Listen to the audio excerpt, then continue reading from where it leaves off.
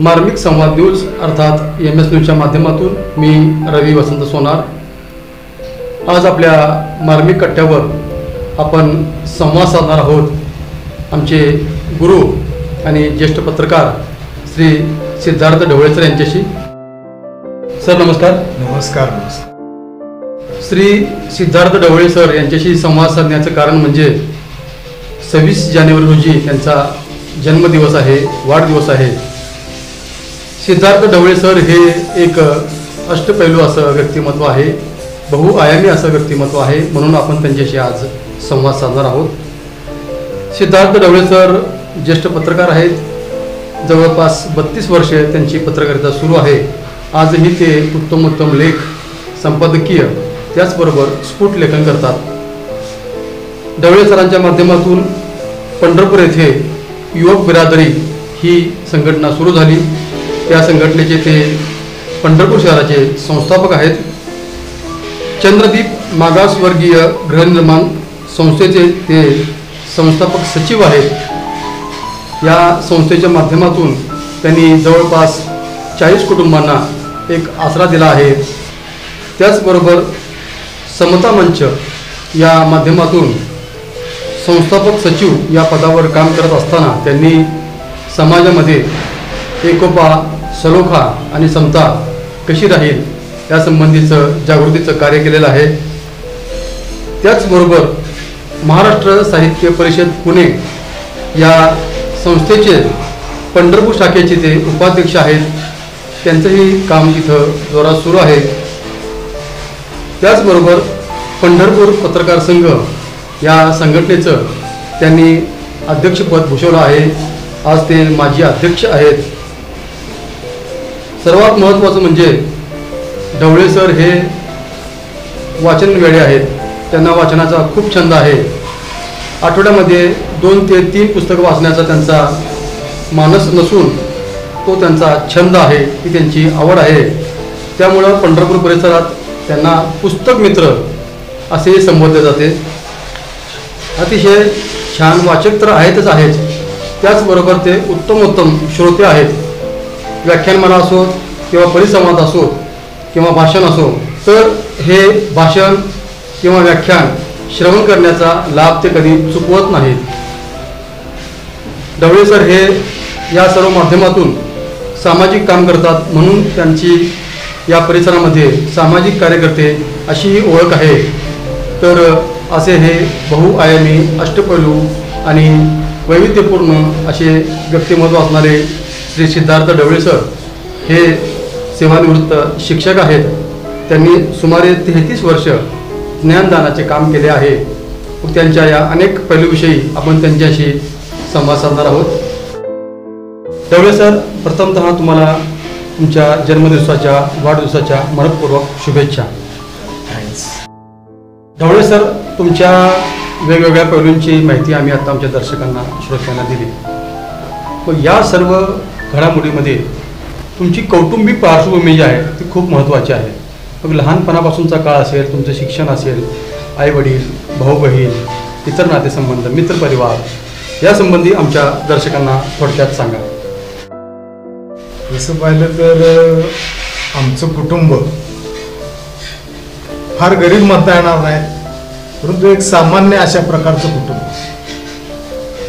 वडील जरी प्राथमिक शिक्षक असले तरी देखील घरामध्ये 5 भाऊ, आई, पणजी हा सगळा गोतावळा आणि एक 10 बाय 10 ची खोली, अशा या वातावरणामध्ये अत्यंत गरीब म्हणता येणार नाही, परंतु मध्यमवर्गीय अशा प्रकारचं जेमतेम प्रकारचं जीवन किंवा बालपण माझं गेलेलं आहे। वडील शिक्षक असल्या कारणानं आपल्या मुलाने शिकावं, काहीतरी मोठं व्हावं अशा प्रकारच्या अपेक्षा प्रत्येक पालकाची असते, तशी माझ्या वडिलांची होती। परंतु वडिलांच्या अपुऱ्या पगारामध्ये आमचं कौटुंबिक जीवन चालत नव्हतं किंवा त्या पैशावरती आमचं भागत नव्हतं। आणि ही जरी गोष्ट असली तरी वडिलांना किंवा आईला वाटायचं की आपल्या मुलांनी स्वयंपूर्ण व्हावं, यासाठी म्हणून त्यांनी आम्हाला स्वतःच्या पायावरती लहानपणापासून कसं उभा राहता येईल याचे धडे द्यायला सुरुवात केली. आश्चर्य वाटेल, आज जरी आम्ही फार ते नसलं तरी एक मध्यम कुटुंबीय म्हणून समोर तुमच्या समोर येत असलो तरी त्या काळची परिस्थिती ही वाईट होती, हलाखीची होती. गरिबीची होती, हलाखीची होती. आणि अशा परिस्थितीमध्ये वडील, मी लहान असताना की आपल्या पंढरपुरामध्ये आषाढी यात्रा ही मोठी यात्रा भरायची. ह्या यात्रेमध्ये की इनॉग्रेशनचं नाक्यावरती एक केंद्र असायचं की गावामध्ये कॉलऱ्याची साथ पसरू नये म्हणून त्या ठिकाणी कॉलऱ्याचं कॉलरा प्रतिबंधक लस द्यायचं काम नगरपालिकेमध्ये होतं. त्यामध्ये आम्ही नाक्यावरती काम करायचं. एवढंच नाही तर त्याच्या अगोदर की यात्रेमध्ये गंध लावण्याचं काम करायचं किंवा लेमन गोळ्या विकायच्या किंवा हरिपाठ विकायचे.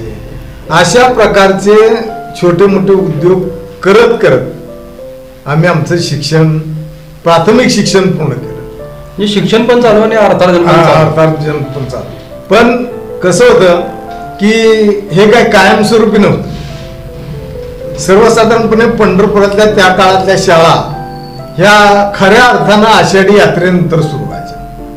मग आमची पुस्तकं असोत, वह्या असोत, गणवेश असो, हे आम्ही त्या यात्रेमध्ये कमवलेल्या 4 पैशावरती आम्ही विकत घ्यायचो. खपाल्यांच्या शेजारी एक दुकान होतं कबाड्यांचं. त्या कबाड्यांच्या दुकानामध्ये रद्दी विकत मिळायची. ती रद्दी कशी असायची, कोऱ्या पानाची रद्दी असायची. तर ती कोरी पानं त्या दुकानातून आणून त्याच्या वह्या करायच्या, बाइंडिंग करून घरीच करायचं आणि त्यातून त्या वह्या करून ते वर्षभर वापरायच्या. असं आमचं सर्वसाधारणपणे त्यावेळेला काळ होता. की झालं प्राथमिक शिक्षण झालं, माध्यमिक शिक्षण आपल्या स्कूलमध्ये झालं. मिराजदार सर माझे अत्यंत आवडते शिक्षक की ज्यांनी माझ्या जीवनाला एक वेगळं वळण देण्याचा प्रयत्न केला. विमा विठ्ठलराव मिराजदार, की अक्षरशः त्यांनी शिकवणी घेत होते. माझं इंग्रजी थोडंसं कच्चं असल्या कारणानं त्यांनी माझी फुकट शिकवणी घेतली आणि मला त्या इंग्रजीमध्ये एक्सपर्ट नाही पण एक जेमतेम परीक्षेपुरतं होण्यापर्यंत त्यांनी ज्ञान देण्याचा प्रयत्न केला. त्यामुळं मी आयुष्यभर त्यांचा कृतज्ञ आहे.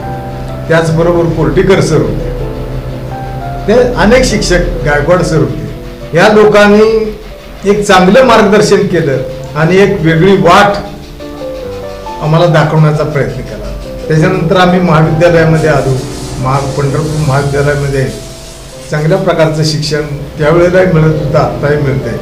आणि त्या शिक्षकांच्या बरोबर, प्राध्यापकांच्या संस्काराबरोबरच माझे आईवडिलांचे संस्कार हे मी माझ्या संपूर्ण आयुष्याची एक पुंजी समजतो. कारण वडील जरी शिक्षक असले तरी त्यामध्ये आमच्या कुटुंबाचा खर्च भागत नसल्या कारणाने त्यावेळेला माझी आई बाजारामध्ये भाजी विकण्याचं काम देखील करते आणि ती भाजी विकून त्यातून काय 2 पैसे राहतील त्याच्यावरती आमचा संपूर्ण प्रपंच चालतो. मी थोडंसं शिकलोय म्हणल्यानंतर माझी भावंड देखील त्या पावलावरती पाऊल टाकून शिक्षणाचा मार्ग म्हणजे पुढे नेत होती आणि त्यातून माझं संपूर्ण कुटुंब आज सुशिक्षित आहे. आम्ही जरी मागासवर्गीय असलो तरी मागासवर्गीयाचा असा कुठलाही पदर माझ्या जीवनाला त्या काळापासून आज तगापर्यंत लागलेला नाही. त्याचं कारण मी असं समजतो की पंढरपूरची भूमी ही वारकऱ्यांची भूमी आहे आणि वारकरी या कुठल्याही एका जाती धर्माचा नाही. आणि या सर्व जाती धर्माचे आजही पूर्वीही जे माझे मित्र होते त्या मित्रांची साथ मला आयुष्यभर मिळालेली आहे आणि तेच माझ्या संपूर्ण आयुष्याचं यश मी समजतो. म्हणजे लहानपणी शिक्षण तर तुम्ही घेतलंच, परंतु त्याचबरोबर घरची परिस्थिती बेताची असल्यामुळे तुम्हाला एक गरज वाटली, त्यामुळे तुम्ही आषाढी वारीमध्ये, कार्तिक वारीमध्ये गोळ्या बिस्किटे विकणे किंवा इतर काही गोष्टी करणे, गंध लावणे, एक स्वावलंबनातून तुम्ही एक स्वतःचं जीवन घडवत गेला. त्यामुळे तुम्ही आज या चांगल्या पदावर तुम्ही आहात. मग शिक्षण पूर्ण झाल्यानंतर त्यावेळेस सुद्धा बऱ्याच संधी होत्या तुम्हाला नोकरीच्या, परंतु शिक्षण झाल्यानंतर तुम्ही शिक्षक पेशा स्वीकारण्याचं काय कारण आहे का? सांगतो तुम्हाला की मी BEd झाल्यानंतर की आता आपण शिक्षक होणार ही अपेक्षा उरामध्ये बाळगून मी रयत शिक्षण संस्थेमध्ये अर्ज केला. त्यामध्ये माझी निवडही झाली आणि माझी निवड त्या फार म्हणजे आपल्या दापोली नावाचं एक गाव आहे कोकणामध्ये, त्या ठिकाणी माझे शिक्षक म्हणून नियुक्ती झाली. परंतु की इतक्या लांब आपण गेलो तर आपल्या पाठीमागं लहान भाऊ आहे आणि त्यांचं कसं होणार, ते शिकतील का, त्यांच्यावरती लक्ष कोण ठेवणार, कारण आई भाजी विकायची, वडील शाळेमध्ये शिक्षक म्हणून काम करत असल्यामुळं शाळेमध्ये त्यांचा बहुतांशी वेळ जायचा. मग आपल्या भावंडांना मी म्हणतो की मार्गदर्शन नाही, किमान त्यांच्यावरती लक्ष ठेवण्याची जबाबदारी तर किमान आपली आहे. हे समजून मी या ठिकाणी पंढरपुरामध्ये 1-2 ठिकाणी नोकरीचा प्रयत्न केला. योगायोगानं शिक्षण तज्ज्ञ कृषी क्षीरसागर गुरुजी यांची आणि माझ्या चुलत्यांची ओळख होती, किंवा आबासाहेब सोनवणे म्हणून जे बहुआयामी अशा प्रकारचं आपण समाजाचं काहीतरी देणं लागतो ही भावना मनात असणारं व्यक्तिमत्व या ठिकाणी होतं. त्यांची ओळख होती. त्यांनी त्यांच्या माध्यमातून क्षीरसागर गुरुजींच्यापर्यंत मी जाऊन पोहोचलो आणि त्यांनी पहिल्या भेटीत त्यांनी सांगितले की ठीक आहे, तू उद्यापासून शाळेत ये. अक्षरशः की त्यावेळेला अशी परिस्थिती की अनेक लोक त्यांच्याकडे फेऱ्या मारत होते की नोकरी द्या म्हणून, परंतु त्यांनी कुणाचाही विचार न करता त्यांनी माझी मुलाखत होण्या अगोदर त्यांनी मला सांगितले की उद्यापासून तू शाळेत ये. अशा प्रकारे मी इथं विवेकवर्धिनी विद्यालय पंढरपूर या ठिकाणी मी जॉईन झालो. जवळजवळ एक 32 ते 33 वर्षे सेवा माझी झालेली आहे. मी अभिमानानं सांगतो की माझ्या जीवनाला खऱ्या अर्थानं वळण जर कुठं मिळालेलं असेल ते म्हणजे विवेकवर्धिनी विद्यालयामध्ये. स्वाभिमान कसा जपावा याचं मूर्तिमंत उदाहरण म्हणजे आमचे क्षीरसागर गुरुजी किंवा दादासाहेब सुंदरे या दोघांनी एक चांगल्या प्रकारचे धडे मला नोकरी करत असताना त्या ठिकाणी दिलेले. प्रचंड विश्वास क्षीरसागर गुरुजींनी माझ्यावरती टाकलेला होता. एवढंच नव्हे तर त्यांच्यानंतर अध्यक्ष दादांच्या नंतर अध्यक्ष झालेले आमचे भरले गुरुजी यांनी तर मला आमच्या संस्थेचा सुवर्ण महोत्सव होता. या सुवर्ण महोत्सवामध्ये आता तुम्ही कुठल्याही शिक्षण संस्थेमध्ये किंवा कुठल्याही संस्थेमध्ये पाहिलं तर त्या संस्थेचा रौप्य महोत्सव असो, सुवर्ण महोत्सव असो किंवा मोठा कार्यक्रम असो, त्या कार्यक्रमाचा अध्यक्ष जी कार्यक्रमाची समिती असते त्याचा अध्यक्ष हे संस्थेचे चालक असतात. परंतु मला माझ्या संस्थेचा अभिमान वाटतो की त्या संस्थेनं संपूर्ण या सुवर्ण महोत्सव समितीचं अध्यक्षपद मला दिलेलं होतं आणि त्याच्या माध्यमातून मी त्या संस्थेचे वर्षभर जे कार्यक्रम राबवले त्याचं संपूर्ण श्रेय हे माझ्या सर्व सहकारी शिक्षकांना आणि संस्था चालकांना जातं. आणि त्यातून मला एक अशी जाणीव झाली की अरे आपण ज्या संस्थेनं आपल्याला पोटाला अन्न दिलंय, ज्या संस्थेनं आपल्या कुटुंबाला आधार दिलाय त्या संस्थेविषयी आपण सातत्यानं कृतज्ञ राहिलं पाहिजे आणि ती कृतज्ञतेची भावना माझी या विवेकवर्धिनी विद्यालयाविषयी आहे. म्हणजे विद्यार्थ्यांच्यावरती संस्कार करण्याचं काम तुम्ही केलं आणि तुमचे सहकारी आणि तुमच्या वरिष्ठ त्यांनी तुमच्यावर संस्कार करण्याचं काम केलं. म्हणजे संस्कार देता देता संस्कार घेत राहिला. सर, मध्यंतरी शिक्षकाचं काम तुम्ही करत होता, ज्ञानदानाचं काम तुमचं सुरू होतं. त्याचबरोबर तुम्ही पत्रकारिता सुरू केली होती. मग या पत्रकारितेकडे वळण्याचं कारण काय किंवा मग त्याचा हेतू काय होता असा? ते मी ह्या पत्रकारितेच्या क्षेत्रामध्ये एक ऍक्सिडेंटली अपघातानं, त्याचं कारण असं की मी युवक बिरादरीचं काम करत होतो आणि या युवक बिरादरीचं काम करत असताना एक पेपरमध्ये आपण हे काम केलंय त्याची बातमी यावी, अशा प्रकारचा एक प्रत्येक तरुणाच्या मनामध्ये एक हव्यास असतो म्हणा. मी एक बातमी तयार केली एका कार्यक्रमाची आणि ती बातमी छापण्यासाठी म्हणून ज्येष्ठ पत्रकार माझे गुरु बाळासाहेब बडवे यांच्याकडे ती बातमी घेऊन गेलो. बातमी पूर्णपणे वाचली आणि ती म्हणले की सर तुम्ही काय करता? मी म्हणलं इथं विवेकवर्धिनीमध्ये शिक्षक आहे. सर तुम्ही माझं पंढरी संचारचं काम करता का, म्हणजे बघता का? मी म्हणलं काय तुम्ही संधी दिली तर करेन. त्यांनी म्हणले सर तुम्हाला वेळ मिळेल तसं या. मग मी पंढरी संचारमध्ये जसं वेळ मिळेल तसं आमचे कैलासवासी विजयकुमार खैरे सर माझे सहकारी त्यांच्यासोबत मी जायला लागलो. त्या ठिकाणी गेल्यानंतर बाळासाहेबांनी अक्षरशः स्वतःच्या मुलासारखं माझ्यावरती पत्रकारितेचे संस्कार तर केलेच, पण जगामध्ये कसं वागावं, जग कसं आहे आणि आपण कुठला दृष्टिकोन डोळ्यासमोर ठेवून आपल्या जीवनाची वाटचाल करावी हे अत्यंत सूक्ष्मपणे त्यांनी मला पत्रकारितेचे धडे देत असताना सांगितलं. पत्रकारितेचा खराखुरा पाया त्या ठिकाणी माझा रचला गेला. एवढंच नव्हे तर सातारामध्ये एक पत्रकारितेचं शिक्षण देणारा एक कोर्स होता. त्या कोर्सला त्यांनी मला पाठवलं आणि त्या कोर्समुळं पत्रकारिता काय आहे आणि ती पत्रकारिता कशी आपल्या नसानसामध्ये रुजवली पाहिजे, समाजाकडे पत्रकाराचा पाहण्याचा दृष्टिकोन कसा असावा, ह्या सगळ्या गोष्टी मला या पंढरी संचारच्या कार्यालयामध्ये पत्रकार बाळासाहेब बडवे यांनी त्या ठिकाणी दिला.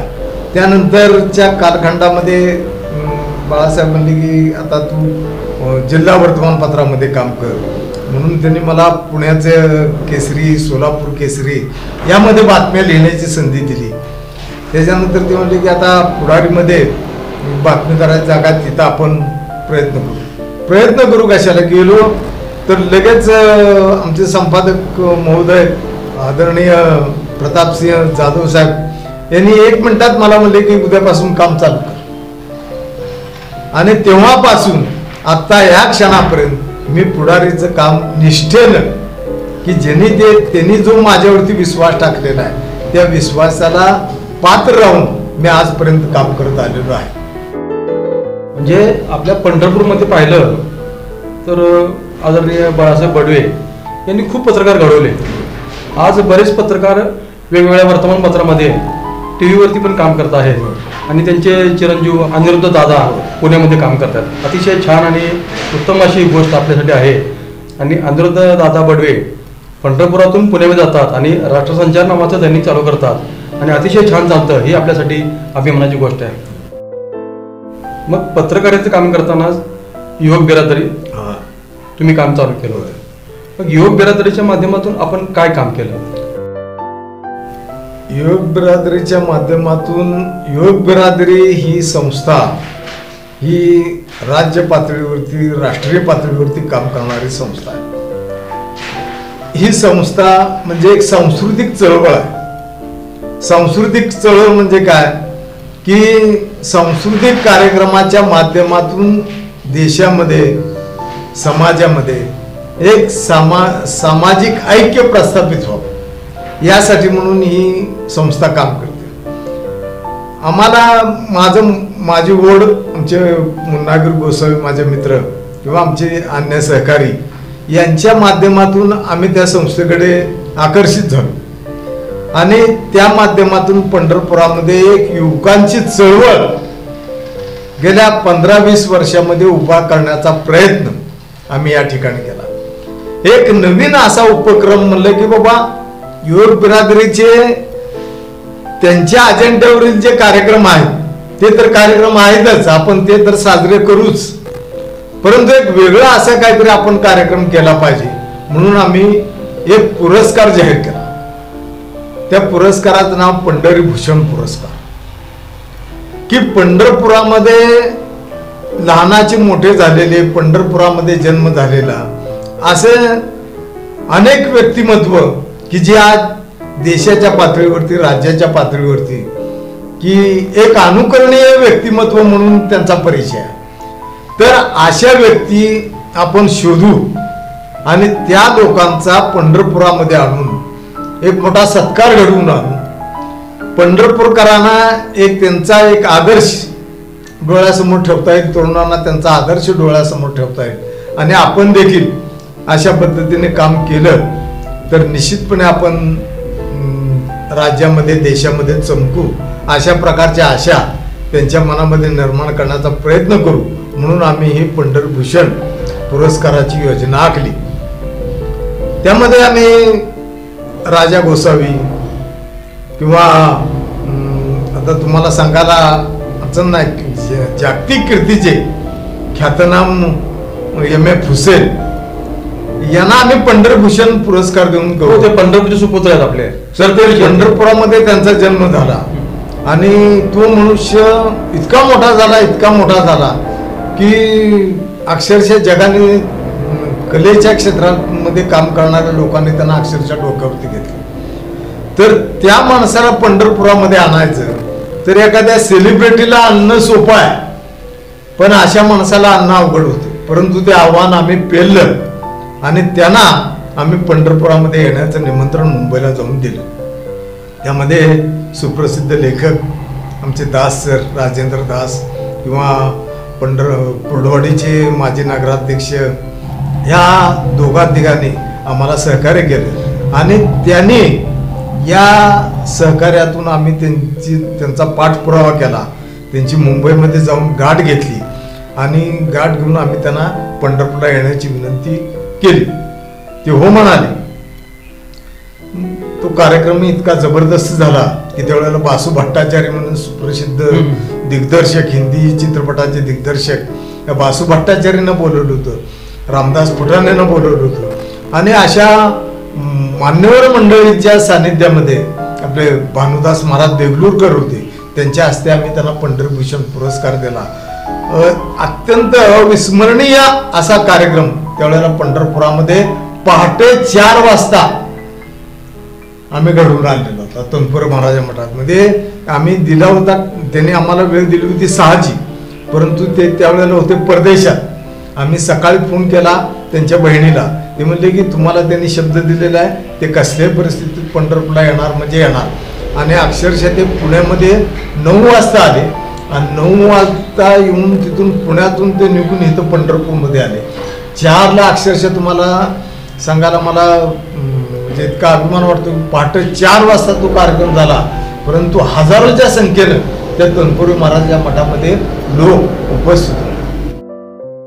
मग सर, तुमच्या अंगामध्ये सुरुवातीपासूनच एक सामाजिक चळवळ होती, तुमच्या घरामधून तुम्हाला तो वारसा मिळाला होता। या निमित्तानं तुम्ही चंद्रदीप संस्था स्थापन केली होती।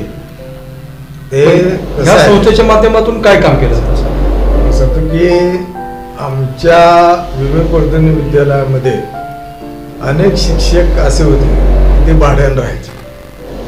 का भाड्यानं राहायचे तर बहुसंख्य शिक्षक हे ग्रामीण भागातून आलेले असतात, त्यामुळे त्यांचं इथे काही घर नसायचं, त्यामुळे त्यांनी भाड्याच्या खोल्या घेऊन राहायचे, तिथं प्रपंच करायचे।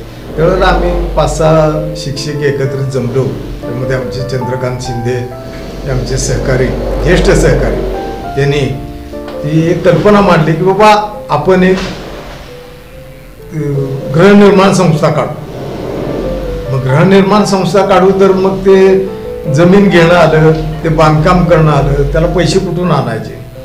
तर त्यावेळेला एक समाज कल्याणची स्कीम होती, त्या स्कीममध्ये ती आपले आमची गृहनिर्माण संस्था बसवली आणि त्यातून आम्ही टाकळीला या ठिकाणी जागा घेतली त्या जागेमध्ये आमच्या संपूर्ण म्हणजे एक कामी तंबू होता चंद्रकांत शिंदे की त्यांनी संपूर्ण ती संस्था उभी केली आणि आज जवळजवळ 30-40 घरं त्या ठिकाणी बांधलेली आहेत. मध्यमवर्गीय असो, शिक्षक असो किंवा अन्य क्षेत्रामध्ये काम करणारे असो, त्यांची त्या ठिकाणी राहण्याची सोय ही चांगल्या प्रकारची सोय त्या ठिकाणी करण्याचा प्रयत्न, आम्ही म्हणतो प्रयत्न, यामध्ये यशस्वी झालो की न झालो हे समोरच्याने सांगायचं असतं, हे आपण सांगून उपयोगात नसतो. परंतु एक प्रयत्न आम्ही त्या ठिकाणी चांगल्या प्रकारचा केला, त्याला यशही आलं.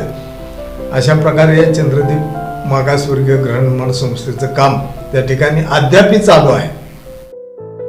लोकांना घरं मिळवून देणं हे काम तर तुम्ही केलंच, परंतु सामाजिक सलोखा जपण्यासाठी तुम्ही समता मंचची स्थापना केली होती. त्यावेळेस तुम्ही संस्थापक सचिव होता. मग या संस्थेच्या माध्यमातून त्या काळामध्ये तुम्ही काय काम केलं?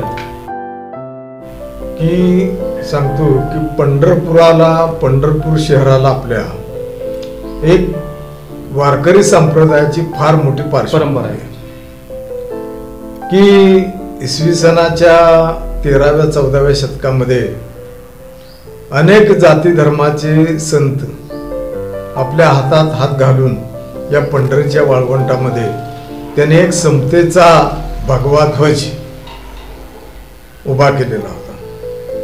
परंतु मला तो क्षण आठवतोय की बाबरी मस्जिद पाडली गेली त्यावेळेला आम्ही तरुण होतो आणि त्या काळामध्ये आमच्या तरुणांच्या म्हणजे आमच्या मित्र कंपनीमध्ये देखील अनेक जाती धर्माचे लोक होते, तरुण होते.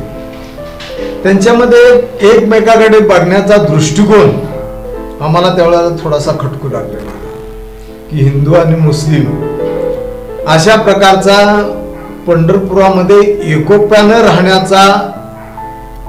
राहण्याचा इतिहास किंवा परंपरा आपल्या पंढरपुरामध्ये आहे. परंतु त्यावेळेला एक कुठं काही घडलेलं नाही, परंतु अशा घडू नये यासाठी आपणाला काय करता येईल ही एक मनामध्ये एक चांगली भावना आपल्या मनामध्ये निर्माण झाली. आणि त्यामध्ये नागेश शिंगण म्हणून कवटेकर प्रशालेचे एक शिक्षक होते. त्या शिक्षकांनी आम्ही त्यांच्याजवळ ही कल्पना मांडली की आपण अशा पद्धतीने काय करता येणे शक्य आहे. ते म्हणले की सर कल्पना चांगली आहे, तर आपण समता मंच नावाची एक संस्था उभा करू आणि जर अशा प्रकारची काही गोष्ट घडण्याचा प्रसंग उद्भवला तर आपण त्या ठिकाणी की सामाजिक समता प्रस्थापित करण्याचा प्रयत्न करूया. परंतु तसं कधी पंढरपुरामध्ये घडलेलं नाही, घडणार नाही. त्याला एकच कारण आहे, ते म्हणजे आपल्याला दिलेली संतांची शिकवण.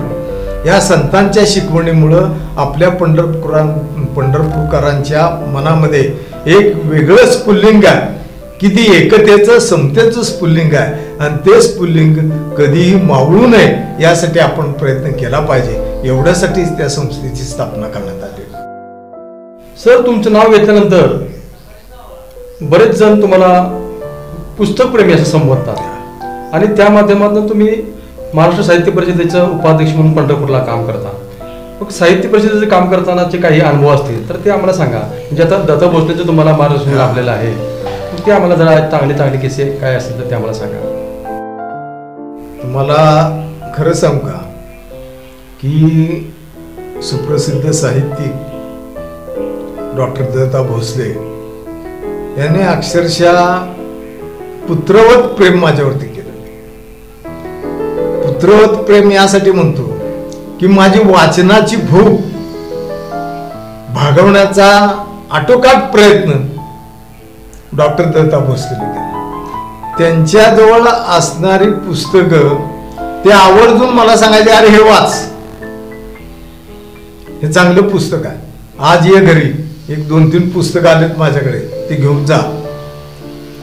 की रवीजी तुम्हाला सांगण्यात मला म्हणजे अभिमान वाटतो की दत्ता भोसलेंनी मला त्यांच्या त्या म्हणजे वर्ष 2 वर्षाच्या कालखंडामध्ये मला इतकी पुस्तकं दिली, अगणित पुस्तकं दिली आणि मी ती एखाद्या हव्यासासारखं म्हणजे त्याला आपण काय म्हणतो हावऱ्यासारखी ती पुस्तकं वाचून काढली.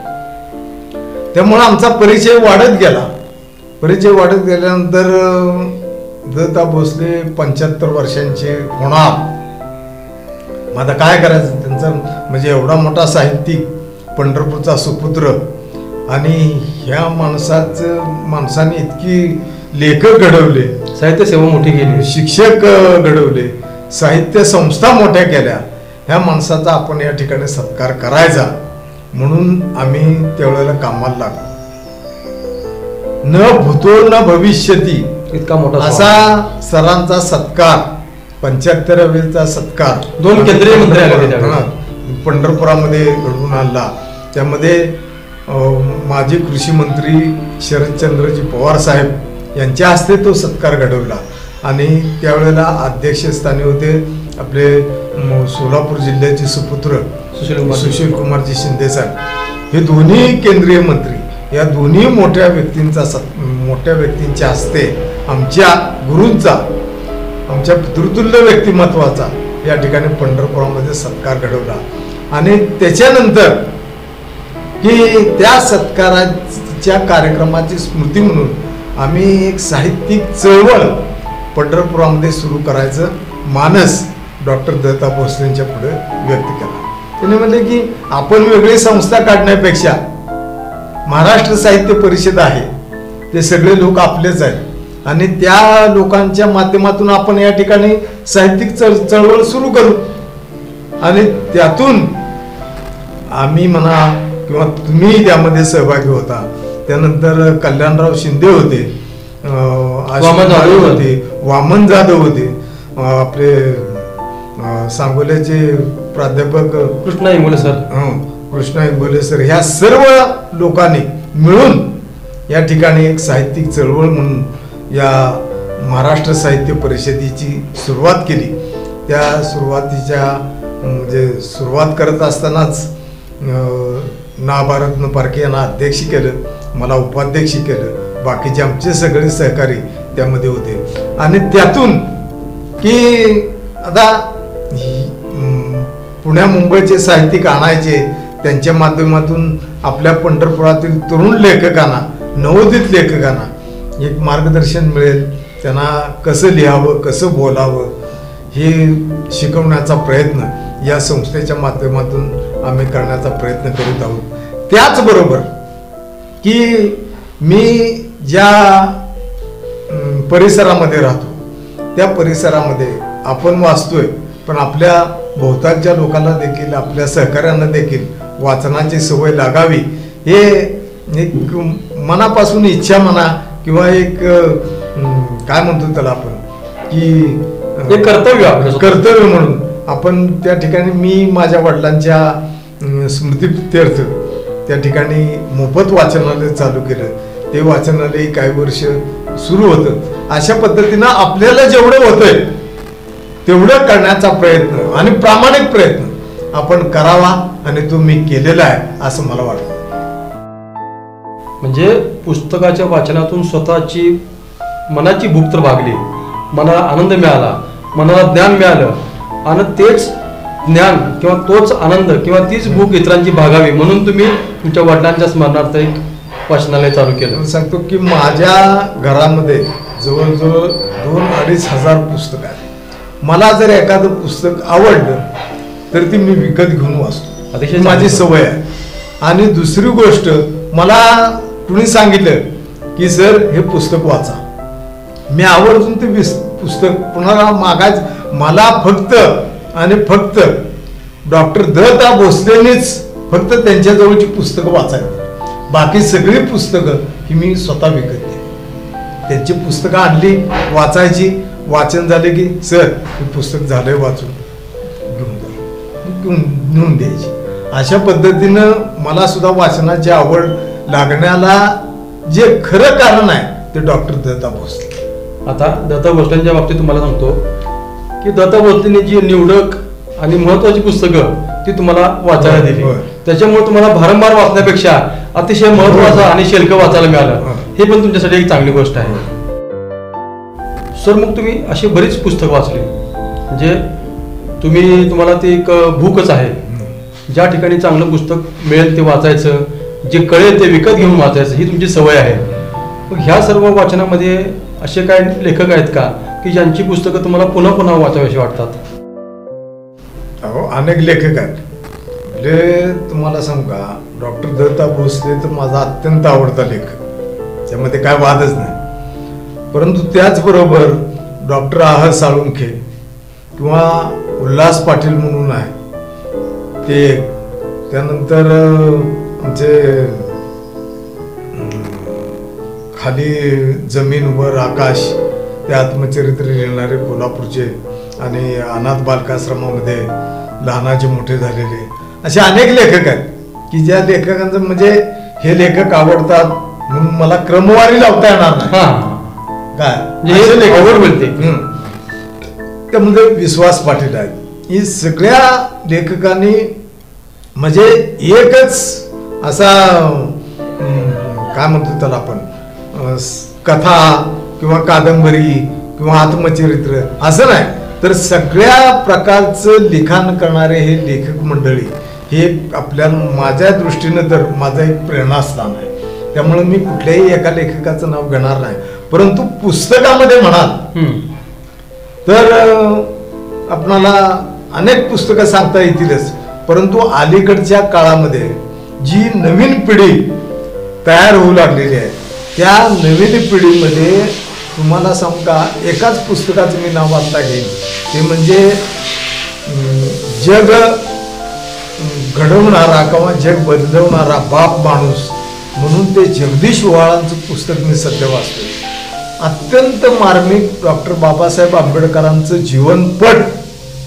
हा एक कसं आहे की आता ज्या पिढीमध्ये लेखक त्या वेळच्या पद्धतीनं लिहिण्याचा प्रयत्न करतो, ह्या माणसाने जे लिहिलेलं आहे ना ते वाचताना आता पुढं काय उत्सुकता लागते आणि उत्सुकतेपटी पुस्तक कधी संपलं हे कळतं. तर असे अनेक पुस्तकं सांगतात. संभाजी म्हणून विश्वास पाटलांचं आहे की ते हातात खाली ठेवू वाटत नाही. तर अशा अनेक असंख्य पुस्तकं येतील. मी या ठिकाणी एका पुस्तकाचं नाव घेऊन दुसऱ्या पुस्तकावर अन्याय करायचा नाही. त्यामुळे मी कुठल्याही पुस्तकाचं किंवा कुठल्याही लेखकांचं नाव या ठिकाणी घेऊ शकतो. म्हणजे तुमच्या बोलण्यातून आता आलं की अलीकडचे लेखक, म्हणजे अलीकडचे लेखक इतके चांगले लिहायला लागलेले आहेत की समोरच्या व्यक्तीवरती वाचकावरती प्रभाव करणारं परिणामकारक अशा प्रकारचं लेखन त्यांच्या हातून होतं आणि समाधानाची बाब आहे. म्हणजे लेखन सुद्धा होतंय आणि वाचन सुद्धा होतंय. तुलनात्मक वाचक कमी झाले परंतु वाचन होत आहे हे मात्र नक्की. तुम्ही चांगले वाचक तर आहातच, परंतु मी पाहतो की पंढरपूरला एखादा कार्यक्रम असेल तर वेळेत पोहोचणारे तुम्ही तिथं जाऊन प्रत्येक वक्त्याचं भाषण तुम्ही अतिशय गांभीर्यपूर्वक ऐकता. खूप वक्ते तुम्ही आजपर्यंत ऐकले, तुम्ही वक्त्यांची भाषणं ऐकली, तुम्ही व्याख्यानमाला ऐकल्या. मग तुम्हाला आवडले असे वक्ते काय असतील तर ते पण सांगा.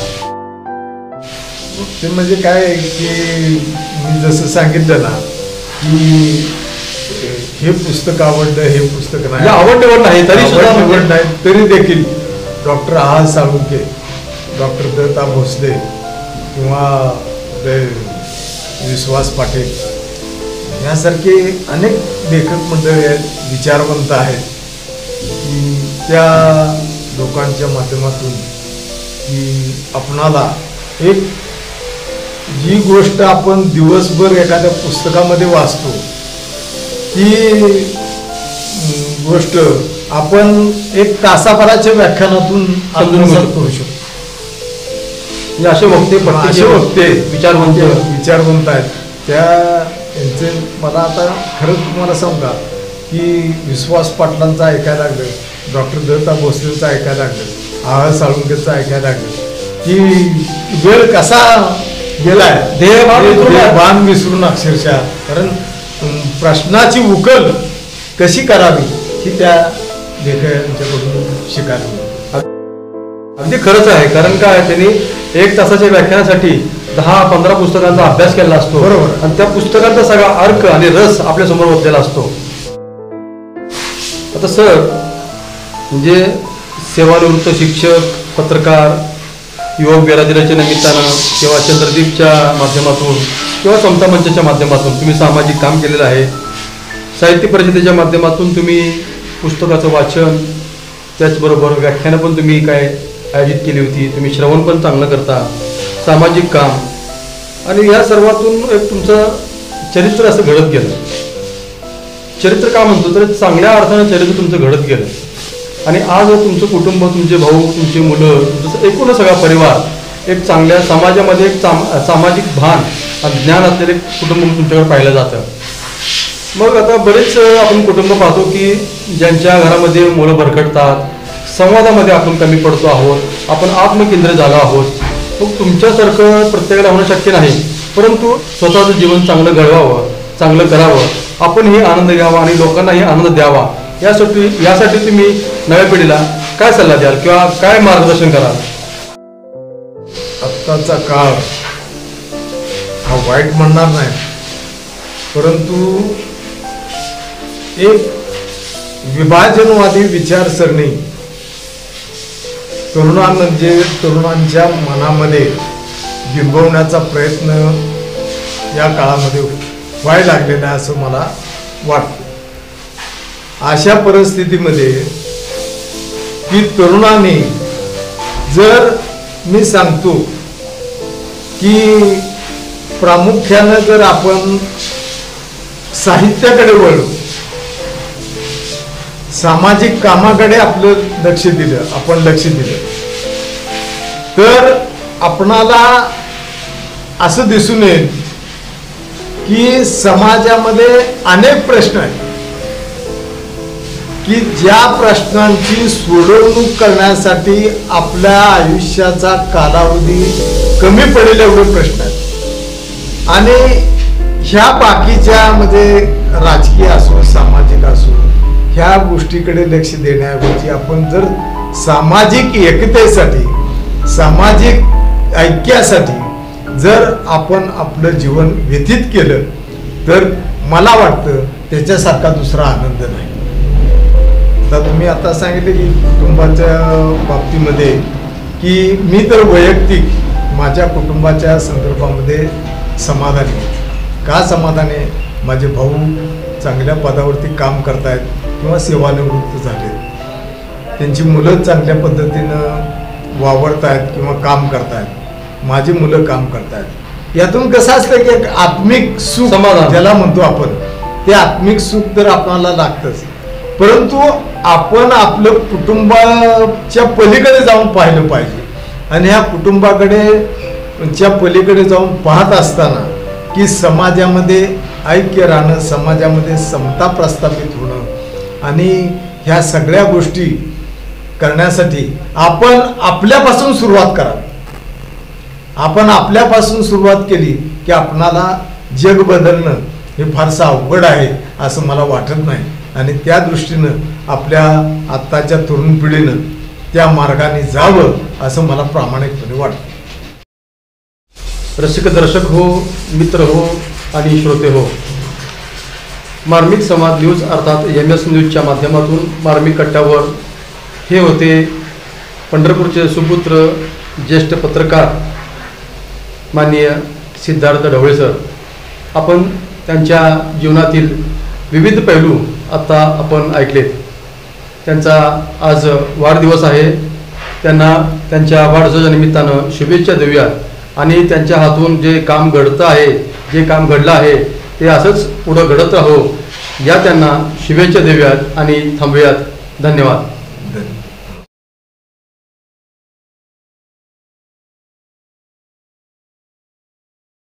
Thank you.